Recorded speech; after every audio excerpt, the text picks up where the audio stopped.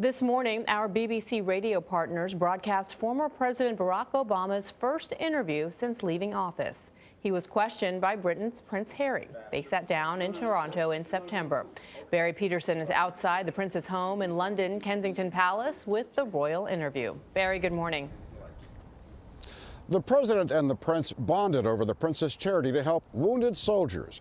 But in that age-old journalistic tradition that it's not what you know, but who you know that counts, the former most eligible bachelor in the world asked the former leader of the free world in for a chat.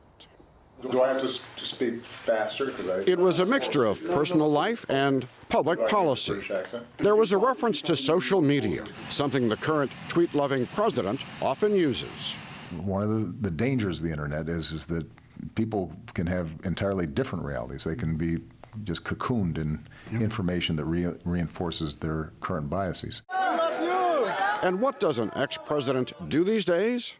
Well, for one thing, sleeps in. The fact that I can wake up and if I want to spend an extra 45 minutes talking to Michelle and take a long breakfast, I can do it. And what about long-term?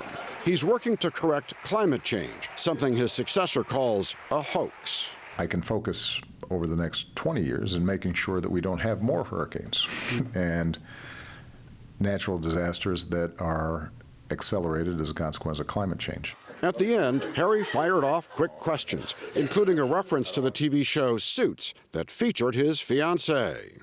Suits or The Good Wife? Suits, obviously. Great answer. Cigarettes or gum? Gum now, baby. Gum. White House or Buckingham Palace? White House, just because Buckingham Palace looks like it would take a really long time to mow. In a separate interview, Harry was asked about Christmas when Meghan Markle joined the royal family. And except for a couple hundred well-wishers and photographers, it sounded surprisingly normal. Together we had an amazing time. We had great fun staying with my brother and sister-in-law and running around with the kids. And Christmas was fantastic. The wedding couple faced that age-old nightmare: who to invite. If they include the Obamas, it might be seen as a snub to President Trump, who's not likely to make it past the invitation list first cut. Lad? Barry Peterson in London. Barry, thank you very much.